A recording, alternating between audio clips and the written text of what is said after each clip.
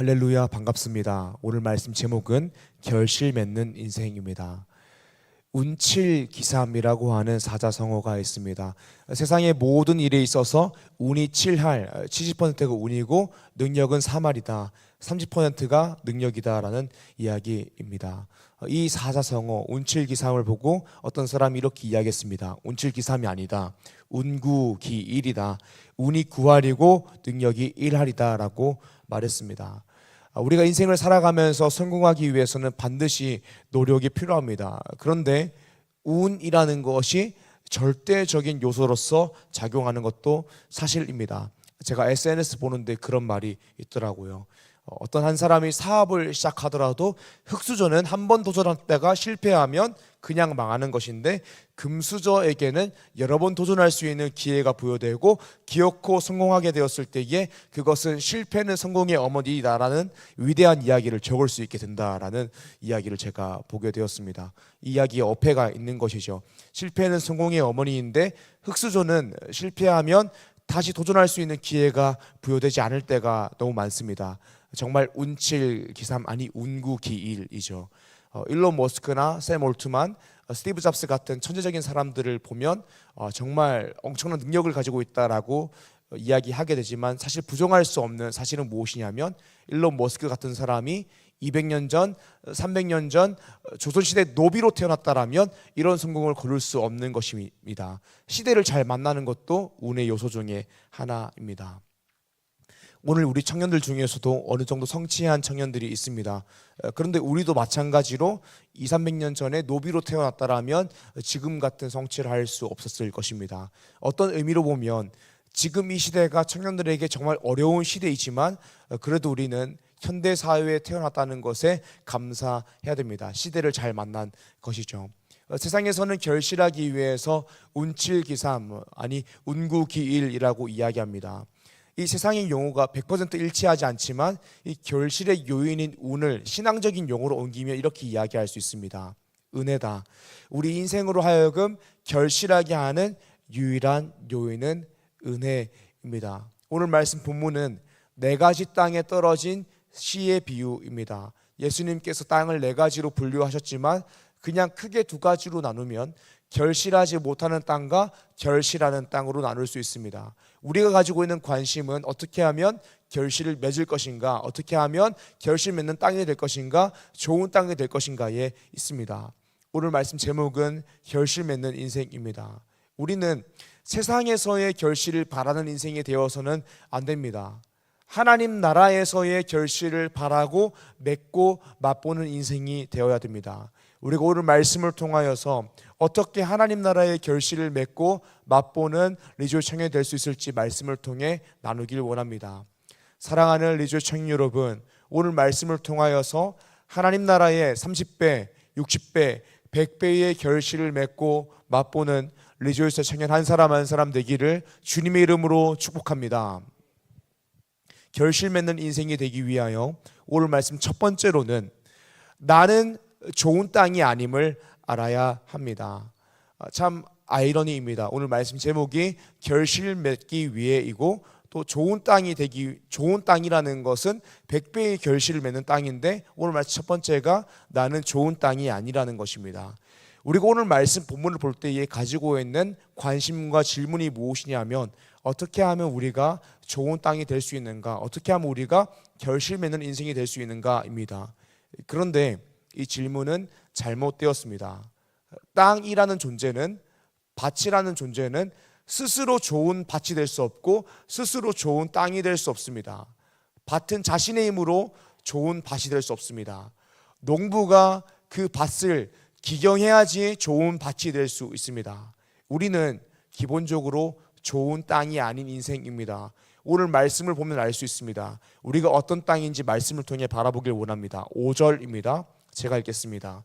씨를 뿌리는 자가 그 씨를 뿌리러 나가서 뿌릴새 더러는 길가에 떨어짐에 밟히며 공중의 새들이 먹어버렸고 가장 먼저 나오는 땅이 길가입니다. 예수님께서 이렇게 해석해 주십니다. 12절입니다. 길가에 있다는 것은 말씀을 들은 자니 이에 마귀가 가서 그들이 믿어 구원을 얻지 못하게 하려고 말씀을 그 마음에서 빼앗는 것이요. 아멘. 길가와 같은 마음이 무엇이냐면 말씀을 들었습니다. 하지만 말씀에 관심이 없는 것입니다. 좋은 말씀에도 관심이 없고 부담되는 말씀에는 더더욱 관심이 없습니다. 부담되는 말씀이라는 게 없습니다. 왜냐하면 말씀에 관심이 없기 때문입니다. 설교자가 이야기하면 너는 말해라, 나는 멍 때리다 집에 간다라고 하는 사람입니다. 이 사람들에게는 말씀이 잘 들리지 않습니다. 왜 그럴까요? 오늘 말씀을 보게 되면 씨가 길가에 떨어지지만 공중의 새들이 와서 먹어버렸기 때문입니다. 여기서 새는 사탄, 마귀입니다. 사탄의 통치를 받는 사람은 아무리 말씀을 듣고 보아도 들리지 않고 보이지 않습니다. 사탄의 통치를 받는다라고 하면 너무 거창해 보이지만 사탄은 우리에게 늘 너 마음대로 해라고 이야기하기 때문에 우리 마음대로 사는 사람은 말씀을 들어도 들리지 않고 보아도 보이지 않습니다. 말씀을 들었지만 듣지 않고 관심 없는 사람은 길가입니다. 다음은 돌밭, 바위입니다. 6절입니다. 더러는 바위 위에 떨어짐에 싹이 났다가 습기가 없으므로 말랐고. 예수님의 해석은 13절입니다. 제가 읽겠습니다. 바위 위에 있다는 것은 말씀을 들을 때에 기쁨으로 받으나 뿌리가 없어 잠깐 믿다가 시련을 당할 때에 배반하는 자요. 아멘. 바위 같은 마음은 무엇이냐면 말씀을 들을 때에 기쁜 마음으로 받았습니다. 은혜를 받은 것이죠. 그런데 뿌리가 없어서 잠깐 믿다가 세상으로 나가면 말씀대로 살지 않고 배반하는 자입니다. 그러니까 예배 시간 때 말씀을 통하여 은혜를 받았고 기쁨을 받았지만 막상 세상에 나가 보니까 힘든 것입니다. 그래서 이런 사람들은 말씀이 선포될 때 말씀 듣긴 하지만 부담스러운 말씀을 듣는 것을 싫어합니다. 말씀을 들으면 은혜를 받다가도 제가 시간과 물질의 우선순위, 주일 성수, 11조 하십시오, 전도하십시오, 당신의 삶을 하나님께 헌신하십시오 라고 이야기하면 부담스러운 메시지를 듣게 되면 그 메시지를 듣지 않으려고 합니다. 교회를 옮깁니다. 아니면 그런 메시지를 무효화하고 싶어서 메신저를 공격하기도 합니다. 예를 들면 이런 것입니다. 돈 밝혀서 헌금 설교한다. 세상 물정 몰라서 주일 성수하라고 하고 섬기라고 한다. 이렇게 공격합니다. 부담스러운 메시지가 선포되면 메신저에게 다른 의도가 있다라고 이야기하며 희화하고 공격합니다. 그리고 그 메시지를 자기 마음속에서 무효화시켜버립니다. 그냥 넘겨버립니다. 바위 같은 마음은 말씀을 듣고 은혜를 받지만 막상 세상 속에 나가서 어려움을 당하면 배반하는 사람, 그래서 말씀을 선택적으로 들으려고 하는 사람입니다. 다음은 가시떨기입니다. 7절입니다. 더러는 가시떨기 속에 떨어짐에 가시가 함께 자라서 기운을 막았고. 예수님의 해석은 14절입니다. 가시에 떨어졌다는 것은 말씀을 들은 자이나 지내는 중 이생의 염려와 재물과 향약의 기운이 막혀 온전히 결실하지 못하는 자요. 아멘. 가시떨기는 말씀을 듣고 은혜도 받았고 성장도 했습니다. 금요기도에도 열심히 나와서 교리도 배웠고 성경스쿨도 했고 제자훈련도 했습니다. 그런데 치명적인 약점이 있습니다. 그것은 무엇이냐면 세상을 살아가면서 염려가 많은 것입니다.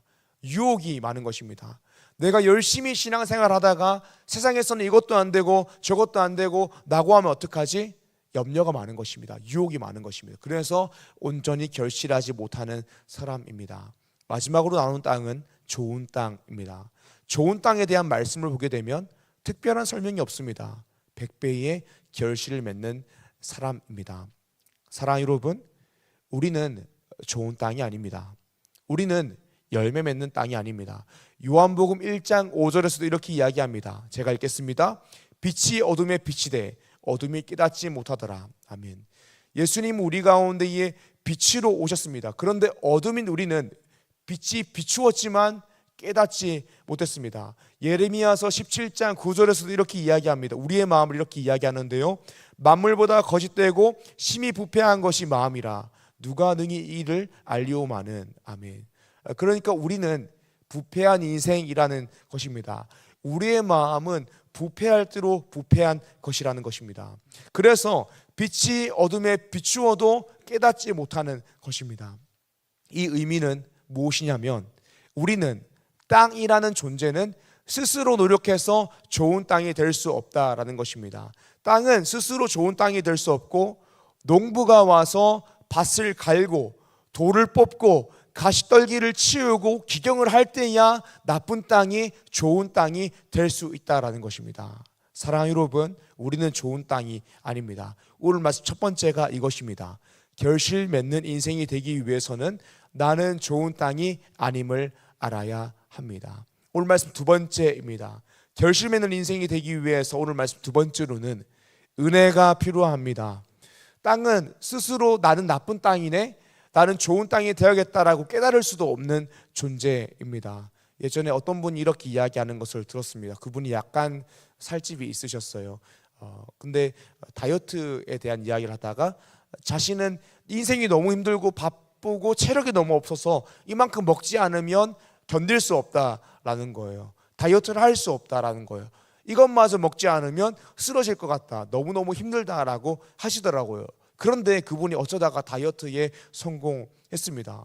그리고 살이 빠지니까 이런 고백을 하더라고요. 다이어트 하기 전에는 이 밥을 안 먹으면 죽을 것 같았는데 살이 빠지니까 오히려 덜 피곤하다라고 이야기하더라고요.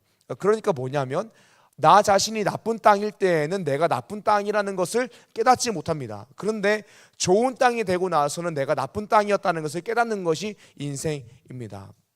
20살 때를 기억해 보면 20살 때는 내가 성숙하지 못하다라는 생각을 하지 못합니다. 그런데 시간이 지나서 한 20대 중반만 돼도, 아니 후반이 되고 30대가 되면 내가 20살 때 정말 성숙하지 못했구나라는 것을 깨닫게 됩니다. 그리고 지금도 내가 성숙하지 못한 모습들을 보면서 난 참 성숙하지 못한 사람이구나라는 것을 깨닫게 됩니다. 근데 그거 깨달으면 아주 조금 성숙해진 것입니다.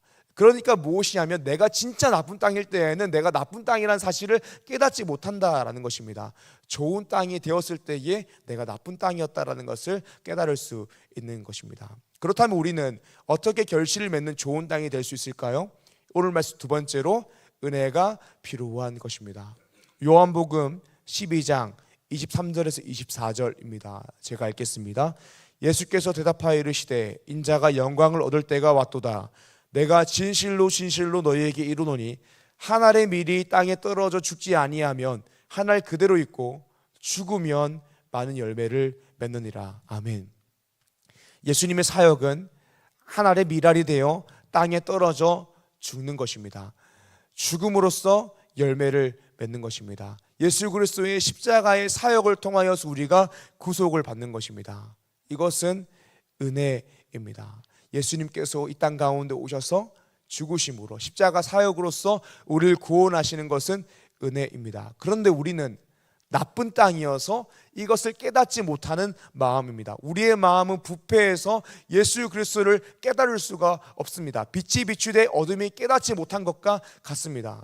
그래서 어제도 우리가 말씀을 통하여 들었는데 하나님께서 우리에게 새 영과 새 마음을 주신다라고 이야기했습니다.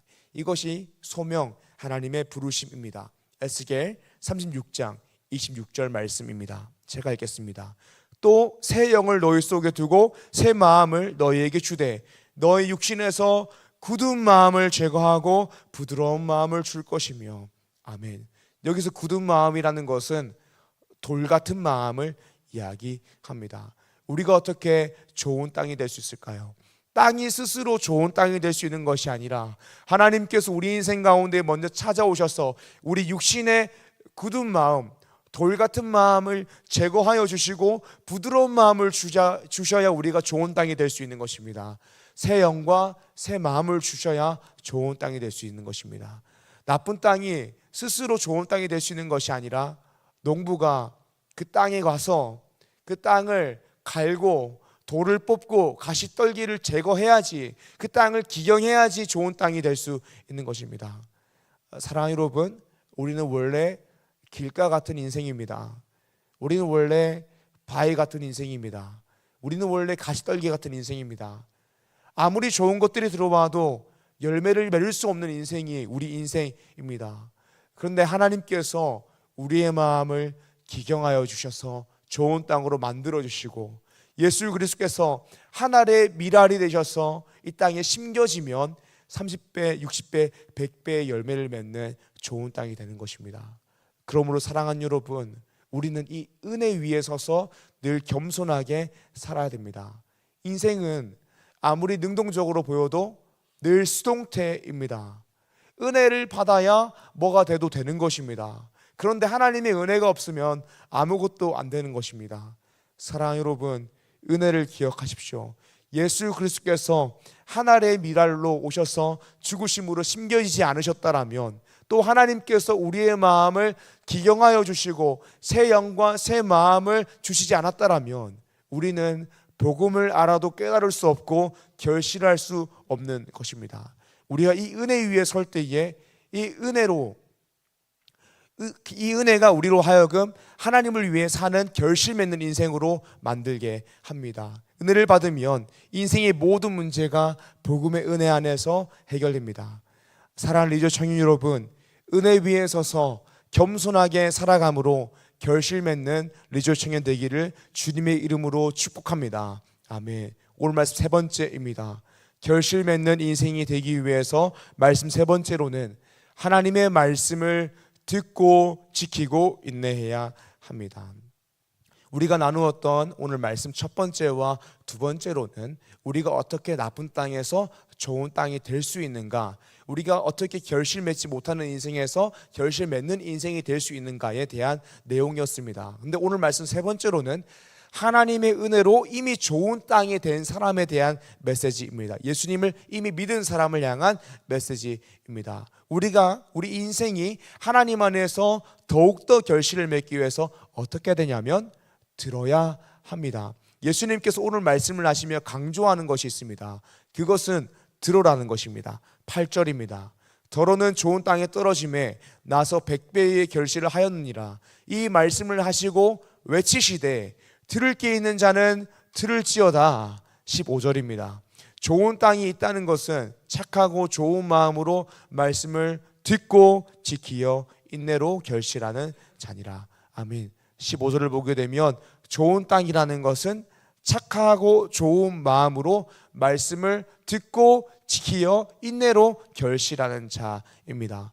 좋은 땅은 말씀을 듣고 지키고 인내로 결실하는 것입니다. 다른 복음서에 해당 본문을 보게 되면 다 같은 좋은 땅인데 어떤 좋은 땅은 30배, 어떤 좋은 땅은 60배 또는 100배의 결실을 맺습니다. 모두 다 이미 엄청난 은혜로서 좋은 땅이 되었고 결실을 맺었습니다. 그런데 결실에 차이가 있습니다. 이 차이가 어디서 날까요? 듣고 지키고 인내하는 데에서 차이가 나는 것입니다. 예수님을 믿으시는 분들은 이미 하나님의 은혜로 말미암아 나쁜 땅에서 좋은 땅이 되었습니다. 그렇다면 예수 믿은 이 좋은 땅에서는 좋은 결실이 맺히는 것이 당연지사입니다. 그런데 중요한 것이 무엇이냐면 먼저는 내가 하나님의 말씀 앞에 얼마나 겸손하게 서서 살아가는가, 하나님의 말씀을 얼마나 겸손하게 듣는가에 있습니다. 결실을 맺지 못하는 땅을 보게 되면 길가, 말씀을 들어도 듣지 않거나 바위, 가시떨기, 말씀을 들을 때에는 은혜를 받았지만 시련 때문에, 염려 때문에 말씀대로 살지 않고 또는 내가 원하는 말씀만 취사선택해서 받는 것입니다. 그런데 우리가 어떻게 결실 맺을 수 있을까요? 결실 맺는 인생이 되기 위해서는 겸손하게 말씀을 들어야 됩니다. 그냥 듣는 것이 아니라 취사선택해서 듣는 것이 아니라 겸손하게 하나님의 모든 말씀을 들어야 합니다. 조슈아 벨이라고 하는 세계적인 바이올린 연주자가 있습니다. 이 사람의 공연 입장료는 가장 안 좋은 곳에 앉아도 최소 100불 이상입니다. 그것마저 잡기 힘듭니다. 왜냐하면 너무나도 많은 사람이 그 연주를 들으려고 하기 때문입니다.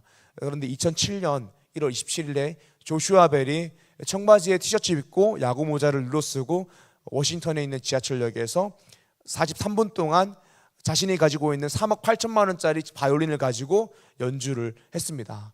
1000명이 그냥 지나갔고 1분 이상 멈춰서 그의 음악을 들은 사람은 7명 뿐이었습니다. 이게 뭐냐면 내가 듣지 않으면 아무리 좋은 음악이라도 누리지 못한다라는 것입니다. 말씀도 그렇습니다. 말씀을 듣지 않으면 결실을 맺지 못하는 것입니다. 우리가 하나님의 말씀대로 살며 하나님 나라 안에서 결실을 맺기 위해서는 말씀을 겸손하게 들어야 됩니다. 그런데 그냥 듣는 것이 아니라 또 취사선택해서 내가 원하는 말씀, 내가 불편하지 않는 말씀만 듣는 것이 아니라 겸손하게 모든 말씀을 들어야 됩니다. 사랑하는 여러분, 우리가 읽는 성경을 어떻게 읽고 계십니까? 어떻게 큐티하고 계십니까? 또 강대상에서 선포되는 말씀을 어떻게 들으십니까? 여러분은 혹시 말씀을 평가하지 않으십니까? 사랑하는 여러분, 말씀을 겸손하게 들으십시오. 이 말은 분별력 없이 말씀을 들으라는 말이 아닙니다. 하나님의 말씀 앞에서 겸손하게 서라는 이야기입니다. 사랑하는 여러분, 리조이스 예배 말씀을 부디 겸손하게 들으시길 바랍니다. 또 리조이스 예배 말씀뿐만이 아니라 모든 설교 말씀을 겸손하게 들으시길 바랍니다. 이렇게 들을 때에 우리 인생 가운데에 결실이 맺히게 되는 것입니다. 두 번째로는 말씀을 지켜야 결실을 맺습니다. 너무나 당연한 말이죠. 겸손한 마음으로 들으면 그 말씀을 지켜야 하는 것입니다. 세 번째로는 인내로 결실해야 됩니다. 말씀대로 사는 것은 고통을 받는 일입니다. 바위나 가시떨기도 말씀을 듣고 은혜를 받았지만 시련을 당할 때에 인내하지 못했고 이생과 염려와 재물과 향락이 왔을 때에 인내하지 못해서 배반했고 결실하지 못한 것입니다. 우리가 신앙생활하면서 필요한 것이 무엇이냐면 말씀대로 살아가되 인내하는 것입니다. 예수님께서도 이 땅에 오실 때 우리를 구원하고자 오셨으나 아무도 그것을 깨닫지 못하셨습니다. 빛이 비추되 어둠이 깨닫지 못하더라. 근데 예수님께서는 거기서 포기하지 않으셨습니다. 우리를 끝까지 사랑하셨습니다. 로마서 5장 8절입니다. 우리가 아직 죄인 되었을 때에 그리스도께서 우리를 위하여 죽으심으로 하나님께서 우리에 대한 자기의 사랑을 확증하셨느니라. 아멘. 우리가 아직 죄인 되었을 때에, 즉 사랑받지 못할 만할 때에 우리를 위하여 죽으심으로 자기의 사랑을 확증하셨습니다. 고린도전서 13장 4절입니다. 사랑은 오래 참고. 아멘. 사랑이라는 것은 오래 참는 것입니다. 사랑은 인내하는 것입니다. 하나님께서 우리 인생 가운데에 찾아오셨을 때 우리 어떻게 사랑하셨냐면 우리에 대해서 오래 참으셨고 인내하셨습니다. 하나님을 사랑하는 인생이 무엇이냐면 하나님을 사랑함으로 말씀대로 살아가다가 고난을 당해도 참는 것입니다. 인내하는 것입니다. 그래서 구원의 서정에서 견인인 것입니다. 견디고 인내함. 신앙생활은 견디고 인내하는 것입니다. 하나님의 미랄이 땅에 떨어져 썩음같이 죽는 것입니다. 예수님께서 십자가로서 우리 인생 가운데 오셨던 것과 같은 것입니다. 하나님의 은혜 안에서 이미 좋은 땅이 된 사랑하는 여러분, 우리는 100개의 결실을 맺기 위해서 말씀을 겸손한 마음으로 듣고 지키고 인내해야 합니다. 마태복음 28장 18절에서 20절 말씀인데요, 우리가 함께 읽어보길 원합니다. 준비 시작. 예수께서 나와 말씀하여 이르시되 하늘과 땅의 모든 권세를 내게 주셨으니 그러므로 너희는 가서 모든 민족을 제자로 삼아 아버지와 아들과 성령의 이름으로 세례를 베풀고 내가 너희에게 분부한 모든 것을 가르쳐 지키게 하라. 볼지어다 내가 세상 끝날까지 너희와 항상 함께 있으리라 하시니라. 아멘. 특별히 권면하고 싶은 것은 3월이 되면 행복한 사람들의 축제를 준비하게 됩니다. 내일은 아니고 다음 주 월요일부터 에리카 노방전도를 나가게 됩니다. 4월 6일에는 행복한 사람들의 축제를 하게 됩니다. 행복한 사람들의 축제는 우리에게 맡겨진 영혼을 초청하여 선물을 드리고 복음을 전하는 것입니다. 저는 이 사역이 우리 청년부 안에서 가장 중요한 사역이라고 믿습니다. 또 우리 안에서 귀한 열매들을 보면서 행복한 사람들의 축제하길 너무 잘했다라는 생각을 합니다. 우리 반주하는 용호 형제도 작년에 행복한 사람들 축제 때 어머니를 모시고 왔어요. 모시고 왔는데 행복한 사람 축제를 통하여서 지금 우리 그린시티 교회에 정착하셔서 신앙생활하고 계신 것을 볼 때마다 늘 감사한 마음이 있습니다. 또 다른 청년들 중에서도 행복한 사람들의 축제를 기점으로 오게 된 청년들도 있습니다. 사랑하는 여러분, 우리가 이 복음전도의 사명에 함께 동참하길 원합니다. 복음을 전하는 것 어려운 일입니다. 고난 당하는 일입니다. 하지만 우리가 말씀을 겸손하게 듣고 지키고 인내하길 원합니다. 그렇게 듣고 지키고 인내함으로 우리에게 맡겨진 영혼을 데리고 오면 복음이 선포되어질 때에 하나님께서 정하신 때에 그들의 마음을 기경하셔서 좋은 땅이 되게 하시고 하늘의 미랄 되신 예수 그리스도가 그 땅에 심겨지게 하시고 하나님께로 돌아와 행복한 인생을 살게 하실 줄 믿습니다. 또 권면하고 싶은 것은 7월에 캄보디아 선교가 예정되어 있습니다. 우리가 가서 복음을 전하는 사역을 하게 되는데 그 사역할 때에 정말 큰 은혜가 있습니다. 다른 땅에서 또 특별히 푸노펜 산소망교회는 초신자로만 이루어진 교회인데 그 교회를 보면서 복음을 전할 때에 그 복음의 능력이 어떻게 역사하는지를 우리가 피부로서 느낄 수 있습니다. 특별히 방학이 있는 우리 대학생들은 부디 신청해서 함께 했으면 좋겠습니다. 이 일에 함께 동참했으면 좋겠습니다. 사랑하는 여러분, 그리스도인으로서 인생을 살아가며 세상의 결실을 바라지 마십시오. 이 세상의 것은 사라질 것입니다. 하지만 하나님 나라는 영원합니다. 하나님 나라에서의 결실만이 유일한 것입니다. 참된 결실입니다. 이 결실을 사모함으로 우리가 이미 좋은 땅이 되었으니 말씀을 듣고 지키고 인내함으로 하나님 나라 안에서의 결실을 맺고 맛보는 리조이 청년 되기를 주님 이름으로 축복합니다. 아멘. 이 시간 말씀 기억하며 함께 찬양하길 원합니다.